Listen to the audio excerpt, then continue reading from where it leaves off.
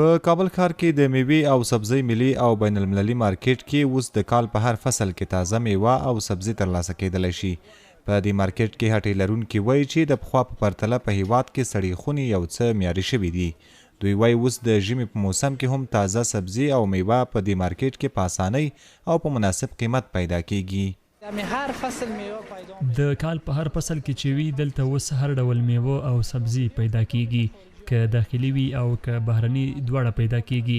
له نیکه مرغه لکه چې په هیواد کې سړې خونې په معیاري ډول جوړې شوي، نو اوس زموږ ټوله میوه پکې په ښه ډول ساتل کیږي. په مارکیټ کې هم چې وګوري زموږ وطني میوه زیاته ده، خو بیا هم دا خو ستر مارکیټ دی، بهرني میوې ته هم اړتیا ده، هغه هم راوړل کیږي او ښه پلور لري. والا پیدا کیږي خو بعض سیزن خپل میوه خپل سیزن لري او اول وخت کې هغه وي په موغه کې بیا چې ډیره شي کې ارزانه کی بیا په اخر کې بیرته قیمته کې نه هر میوه چې زیاتی نرخ خپل غورځي چې څوره کمی کمبود کو بیرته مخفل نرخ هغه کې پورته کیږي. حاجی امین الله په دې مارکیټ کې هغه هټیوال دی چې کابوشل کاله کېږي د تازه میوې او سبزۍ په دې ستر مارکیټ کې هټۍ لري.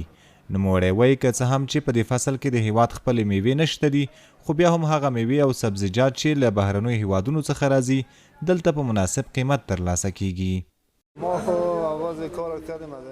ما خو چې د کار پیل کړی له همدې مارکیټه مې کړی دی، کاروبار ښه دی، خو اوس دا چې زموږ د وطن د میوې او سبزۍ فصل نه دی، په مارکیټ کې په زیات اندازه باندې له ګاونډي هیوادونو څخه هر شی راځي. په دا اوس وخت کې د وطن انار و چې هغه خلاص شول، دلته هر شی په مناسب قیمت وي، خو که سوداګر ګمرک لوړې پرې کړي نو بیا په قیمتونو کې هم یو څه اغیز کوي، که نه نو ښه وي.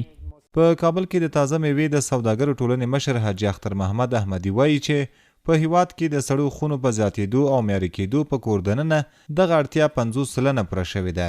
نوموړی وایي حالی 50% ما میتونیم که این مشکل خود اوس مونږ کولی شو چې 50% خپل ستونزې په هیواد کې شته سړې خونو په مرسته حل کړو، او دغه راز د سرپرست حکومت چارواکي هم په دې برخه کې ځانګړې پاملرنه کوي چې په معیاري بڼه سترې سړې خونې جوړې کړي. انشاءالله په روان کال کې هم پلان دا دی چې سړې خونې زیاتې کړي تر څو دغه ستونزه په بشپړ ډول حل شي. په دې نږدې وخت کې د سپرین په نوم سړکونه چې د تیر حکومت پر مهال د امریکایانو په لاس کې وه، اوس زموږ یو دوست نیولې ده او هغه ډیر ښه او معیاري ده.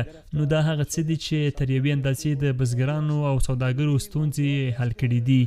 کابل ښاریان وایي د میوې او سبزۍ دغه ستر مارکیټ د دوی لپاره ښه سهولت دی چې هر وخت وغواړي له دې ځایه د خپلې اړتیا وړ تازه میوه او سبزي اخیستلی شي. هر چیز پیدا میشن دلته هر شی پیدا کیږي ځکه دا خو بین المللي مارکیټ دی، خو په دې سربیره اوس پکې د تیر په پرتله توپیر راغلی.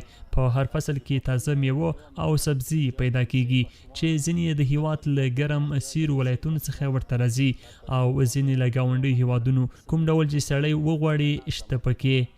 میوه خارجي په مارکیټ کې داخلي او بهرني هر ډول میوه او سبزي شته. د داخلي میوه څخه اوس مڼې دي، انار دي او همدارس ځمکني توت دي چې دلته پیدا کیږي. بلخوا د سوداګرۍ او پانګونې خونې مرستیال خانجان الکوزی بیا وایي چې د کابل په مارکیټ کې د کال په 12 میاشتو کې تازه میوه او سبزي پیدا کیږي او هغه وخت له نورو هیوادونو څخه راځي چې دلته فصل نه وي. د افغانستان په مارکیټ کې 12 میاشتې میوه موجوده، مڼې موجودي.